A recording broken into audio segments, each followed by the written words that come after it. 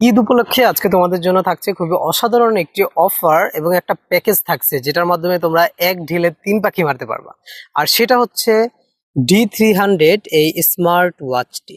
এটার ফিচারগুলো আমি তোমাদেরকে একটু বলে নেই। এখানে তোমরা পেয়ে যাচ্ছ একটা সুন্দর অসাধারণ স্মার্ট ওয়াচ, যেটার সাথে থাকছে আটটা আলাদা রকমের বেল্ট। এটার মাধ্যমে তুমি তোমার স্টাইলটাকে এনশিওর করতে পারবা।